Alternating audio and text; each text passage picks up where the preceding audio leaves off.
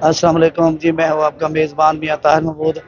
آج ہم بات کریں گے یہاں پر میں اکاڑا کے ڈسٹرکٹ اسپتال پر موجود ہوں۔ یہاں پر ایک بہت بڑا دلخراش واقعہ پیش آیا ہے۔ ایک ڈیٹا آپریٹر کمپیوٹر آپریٹر ایک جوان سالہ لڑکی کو نامعلوم شخص نے سر پہ گولی مار کر قتل کر دیا ہے۔ اس کو گلی میں گھس کر اس کے سر میں گولی ماری ہے، جو موقع پر وہ جاں بحق ہو گئی ہے۔ یہ یہاں پر جب جو ہی یہ واقعہ دلخراش پیش آیا، فوری طور پر اسپتال میں ایک بھگدڑ مچ گئی اور خوف و راز پیدا ہو گیا۔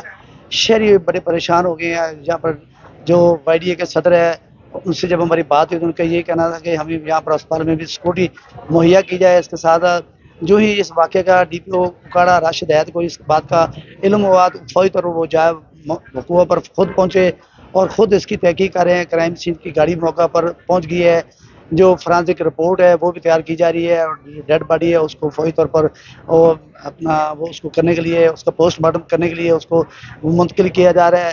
اور یہاں پر جو او پی ڈی کو بند کر دیا گیا ہے، شہری پریشان ہے۔ شہری کو جب ہماری بات ہوئی ان کا یہ کہنا ہے کہ ہاسپٹل میں ہمیں کوئی تحفظ فراہم نہیں ہے۔ تو ڈی پی او اکاڑا کا یہ کہنا ہے کہ ہم سی سی ٹی فوٹیج کی مدد سے جو قاتل ہے اس کی گرفتاری کے لیے ہم چیک کوشش کر رہے ہیں، ہم اس کو دوبارہ اس کو لایا۔